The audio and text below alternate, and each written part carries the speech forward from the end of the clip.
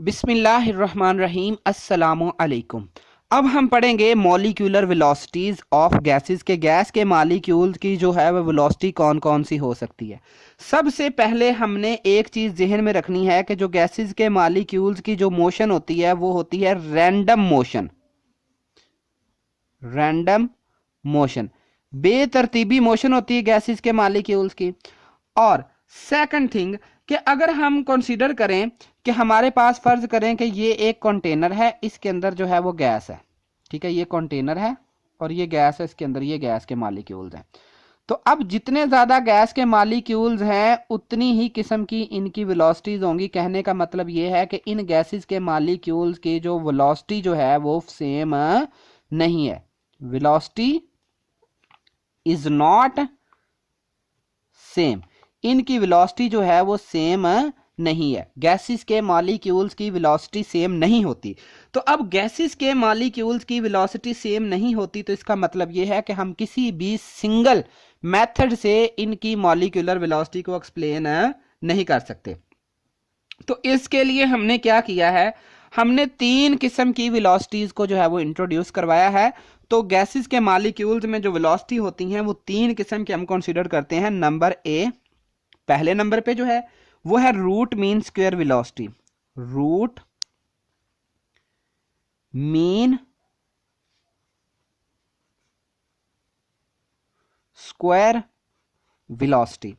Second जो हम consider करते हैं वो हम करते हैं एवरेज वेलोसिटी।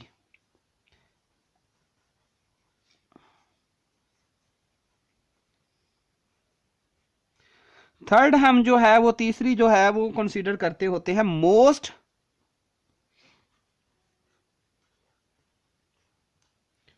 Probable velocity. तो जब भी हम गैसेस के मॉलिक्यूल्स की वेलोसिटी को डीलिंग करते हैं, वेलोसिटी के साथ जो है मतलब वेलोसिटी की स्टडी करते हैं, तो उस वक्त हमने ये तीनों ही वेलोसिटीज को जो है वो कंसीडर करना होता है। तो सबसे पहले जो है वो हम जो करेंगे वो होगी हमारे पास रूट मीन स्क्वायर वेलोसिटी। सबसे पहले जो है वो हम रूट मीन स्क्वायर वेलोसिटी को डिस्कस करते हैं।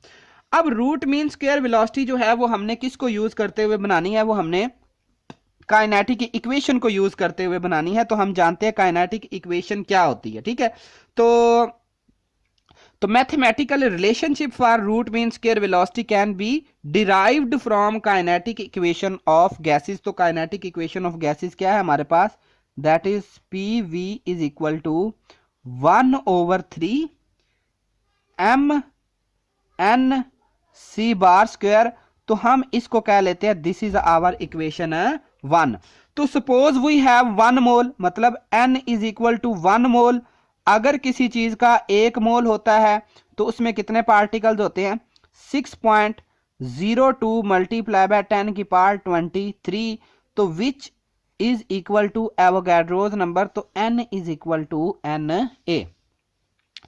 तो इक्वेशन 1 जो है वो क्या बनेगी, सो इक्वेशन 1 बिकम्स, इक्वेशन 1 क्या बन जाएगी हमारे पास, that will be equal to P V is equal to 1/3 M वैसे का वैसा। सिर्फ इस एन की जगह आपने ये कैपिटल एन ए जो है वो पुट कर देना है।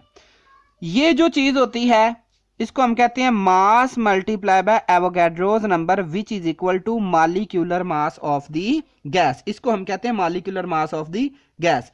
तो मॉलिक्यूलर मास में अब यहां पे आप ये पुट करें, क्या होगी, पीवी इज इक्वल टू 1/3। ये चीज किसके इक्वल है, कैपिटल एम के, और ये सी बार स्क्वायर। इसको हम कहते हैं कि दिस इज आवर इक्वेशन 2। तो अब हम जानते हैं कि हमारे पास जो है वो जर्नल गैस इक्वेशन, हमने एक जो है वो हमारे पास रिलेशन होता है journal gas equation. Journal gas equation कैसे ड्राइव हुई उसका जो लिंक है मैं डिस्क्रिप्शन में दे देता हूं। तो ये पीछे मतलब जो वीडियो के नीचे ना मोर का वर्ड आएगा तो उसी के नीचे जो है वो अबाउट वीडियो में नीचे ही इसी में ही जो कमेंट्स जैसे जहां पे लिखते हैं तो वहां पे मैं डिस्क्रिप्शन बॉक्स में जो है वो कैसे जर्नल गैस इक्वेशन बनती है वो मैंने उस वीडियो का लिंक वहां पे दिया। तो वहां पे क्लिक करेंगे तो आपको पता चल जाएगा जर्नल गैस इक्वेशन हम कैसे ड्राइव करते हैं। तो फाइनल रिजल्ट जो होता है PV is equal to N R T, जबकि एन 1 मोल है तो क्या बन गई equation, PV is equal to R T. This is our equation 3। तो अब आप यहां पे देखें, ये भी चीज पीवी है, ये भी चीज पीवी है, तो दोनों एक दूसरे के इक्वल हैं। तो हमने क्या करना है, इक्वेशन 1 और इक्वेशन 2 को इक्वलाइज कर देना है। तो इक्वलाइज इक्वेशन, ठीक है, ये वाले 2 और 3, इक्वेशन 2 एंड 3, इक्वेशन 2 और 3 को इक्वलाइज करें, हमारे पास क्या बनेगी, 1/3 capital M C bar square, this thing is equal to R T. ठीक है, देखे ना, ये पीवी है ना, पीवी आर टी के इक्वल आ गया। सो अब आपने क्या करना है, हमने ये चीज इधर रखनी है, बाकी सब कुछ उधर ले जाएं। क्या बना, ये 3 इधर डिवाइड हो रहा है, उधर जाके मल्टीप्लाई हो जाएगा। सबसे पहले इस चीज को इस तरीके से लिख लें। क्या बना, ये बन गया 3r t और m इधर जाके क्या हो गया, डिवाइड हो गया। अब आपने क्या करना है, इस इक्वेशन का, इसको आप इक्वेशन 4 का लें, तो टेकिंग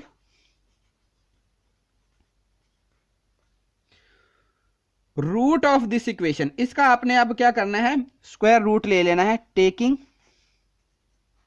स्क्वायर रूट, तो अब आपने इसका स्क्वायर रूट लिया तो क्या हो गया हमारे पास, ये वाली इक्वेशन ये बनी, which is equal to 3RT over capital M, इसका भी हमने अंडर रूट ले लिया। तो ये जो चीज है, ये क्योंकि सारी वेलोसिटीज का जो है वो मीन है, इसका नाम ही देखें ना, रूट मीन स्क्वायर वेलोसिटी, तो इस चीज को हम फिर अब रिप्रेजेंट कर देंगे C से, रूट M से मुराद मीन और S से मुराद जो है वो स्क्वायर। तो ये C क्या है, वेलोसिटी है, तो ये वाली वेलोसिटी कैसे पढ़ेंगे, root mean square velocity, which is equal to 3RT over capital M। ये बनी हमारे पास इक्वेशन इसका अंडर रूट। अब हम इसको थोड़ा सा सॉल्व कर लेते हैं। 3 हम बाहर अलहदा लिख लेते हैं और RT ओवर M ये हम जो है वो अंदर अलहदा सॉल्व कर लेते हैं। इसका अगर आप कैलकुलेटर पे लिखते हैं आंसर, तो आपके पास जो आंसर आएगा that will be equal to 1.732 RT over M।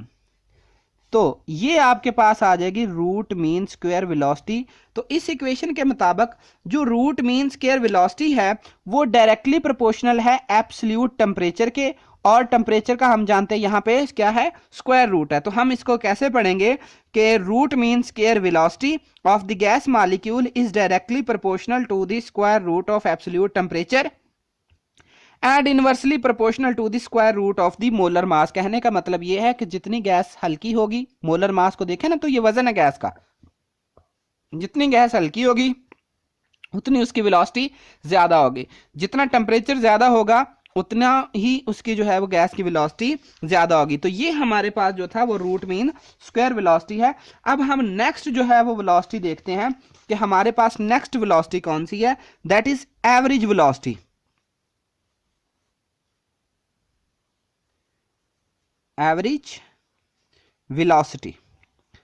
अब हमारे पास एवरेज वेलोसिटी का एक्सप्रेशन क्या है, सबसे पहले एवरेज किसे कहते हैं, फर्ज करें हमारे पास ये वेलोसिटी है, फर्ज करें हमारे पास गैसेस के मॉलिक्यूल है C1 plus C2 plus C3 plus up to Cn over n, कि सपोज हमारे पास n मॉलिक्यूल्स ऑफ गैसेस हैं, यानी कि अगर आप इसको ऐसे लिख लें तो ठीक होगा, N1 plus N2 plus N3 plus up to so on into N। ठीक है, कि फर्ज करें हमारे पास जो है वो गैस के मॉलिक्यूल्स हैं, उनको हम कह लेते हैं कि N1 N2 N3, इसी तरीके से उनकी velocity C1 C2 C3 up to Cn चली जाएंगी। तो ये वाला सारा फैक्टर जो है वो टोटल गैस के इक्वल है। तो आप इसको ऐसे भी रिप्रेजेंट कर सकते हैं, C1 plus C2 plus C3 plus up to Cn divided by n। इसको इधर ले जाएं, ठीक है, अब बल्कि इसको इधर ही रहने दे। तो ये हमारे पास टोटल जो है, ये हमारे पास वेलोसिटी है, ये एवरेज वेलोसिटी है। जितने भी एक जैसे मॉलिक्यूल्स हैं, ये यूं कह लें कि मॉलिक्यूल्स की वेलोसिटी को हमने उनके टोटल मॉलिक्यूल्स पे डिवाइड कर दिया। अब देखें एवरेज कैसे निकालते हैं। फर्ज करें हमारे पास एक क्वांटिटी है 1 और एक क्वांटिटी 2, इन दोनों का एवरेज निकालने के लिए क्या करना पड़ेगा, हम इन दोनों को ऐड करेंगे और कितनी है 1 और 2, 2 पे डिवाइड कर दिया। इसी तरीके से ये गैसेज की वेलोसिटीज हैं 1 2 3 अप टू n तक, बहुत सारे मालिक्यूल्स की, तो लिहाजा इन सारी वेलोसिटीज को प्लस किया और उनके सारे नंबर पे हमने क्या कर दिया, डिवाइड कर दिया। तो मैक्सवेल लॉ ऑफ डिस्ट्रीब्यूशन जो था, तो ये जो सी बार का रिलेशन है ये हमने किससे लेना है, मैक्सवेल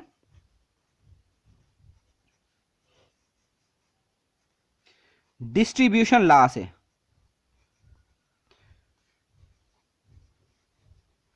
डिस्ट्रीब्यूशन ऑफ वेलोसिटी, ये वाली इक्वेशन हमने सी जो बार का रिलेशन है, ये सी बार की वैल्यू हमने वहां से निकाली, that is equal to 8 R T over pi M इसका अंडर रूट, ये बनती है अब हमारे पास इक्वेशन। ठीक है, ये डिस्ट्रीब्यूशन लॉ किसने, मैक्सवेल ने ये दी थी एवरेज वेलोसिटी की वैल्यू, तो आपने ये ऐसे सेम याद रखनी है।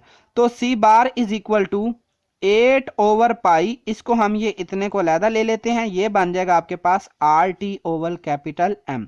तो अब हमें पता है पाई किसके इक्वल होता है, 3.14 के। तो इसको जब आप कैलकुलेटर पे सॉल्व करेंगे तो आपके पास जो फाइनल रिजल्ट आएगा that will be equal to 1.95, ये इसका भी अंडर उठाना है, आर टी ओवर एम और इसका under root, that is average velocity. तो इस एवरेज वेलोसिटी का भी रिलेशन अभी हम देखें तो एवरेज वेलोसिटी भी जो है वो टेम्परेचर के स्क्वायर के डायरेक्टली प्रोपोर्शनल है और मोलर मास के इनवर्सली प्रोपोर्शनल है। अब हमारे पास जो लास्ट जो बचती है velocity, that is equal to most probable velocity.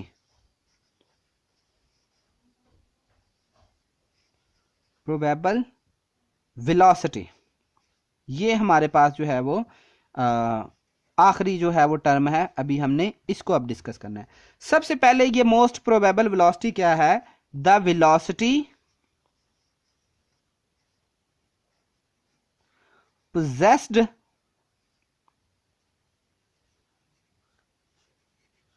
by greatest fraction of molecules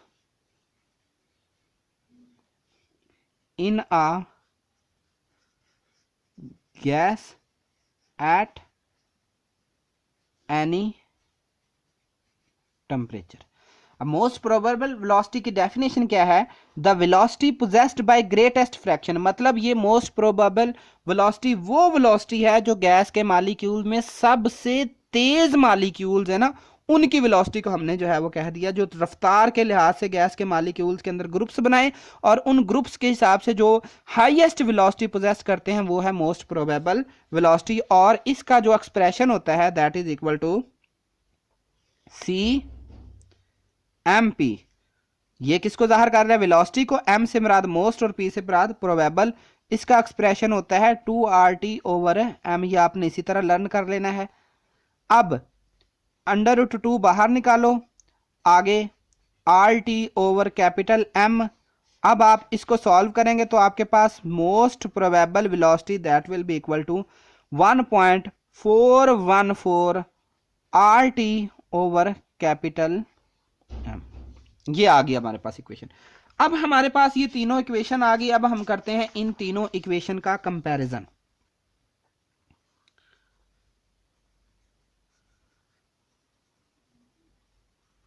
comparison of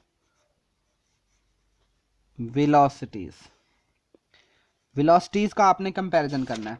सो अब इन तीनों को सबसे पहले हम लिख लेते हैं, ये आ गई root mean square velocity, comparison के लिए रेशो का sign, average velocity, comparison, most probable velocity, probable velocity, root mean square velocity क्या निकली थी 1.732 RT ओवर एम, इसका अंडर रूट था, दैट इज इक्वल टू क्या होगा ये 1.59 RT ओवर कैपिटल एम, और जो मोस्ट प्रोबेबल वेलोसिटी थी 1.414 RT ओवर कैपिटल एम। तो अब ये सारा फैक्टर इनमें कांस्टेंट है, हमारे पास क्या बचता है एंड पे 1.7, 1.59, 1.414, ये हमारे पास बचता है। अब यहां से हम एक रिजल्ट निकालेंगे, वो हमारा रिजल्ट क्या होगा कि रूट मीन स्क्वायर वेलोसिटी की वैल्यू सबसे ज्यादा है, दूसरे नंबर पे जो है वो एवरेज वेलोसिटी की, और लास्ट पे मोस्ट प्रोबेबल वेलोसिटी की। तो इसका मतलब ये है कि सबसे ज्यादा गैसेस के जो मालिक्यूल्स की जो वेलोसिटी होती है ये रूट मीन स्क्वायर वेलोसिटी होती है, इसकी वैल्यू मैक्सिमम होगी। और दूसरे नंबर पे मोस्ट जो है वो एवरेज वेलोसिटी आ जाएगी, और तीसरे नंबर पे मोस्ट प्रोबेबल वेलोसिटी होगी। इसका मतलब ये है कि मोस्ट प्रोबेबल वेलोसिटी की वैल्यू सबसे कम होती है। तो ये कंपैरिजन जो है वो हमें बताता होता है ये वाली चीज़ें। ठीक है, तो अब के लिए इतना ही। तो अगर आपको लेक्चर अच्छा लगा हो तो प्लीज़ सब्सक्राइब माई चैनल, और कमेंट सेक्शन में अपनी जो है वो इजहार जो है वो ज़रूर कीजिएगा कि आपको ये लेक्चर किस तरीके से अच्छा लगा। जज़ाकल्लाह, अल्लाह ताला आपको और मुझे खुश रखे जी, आमीन।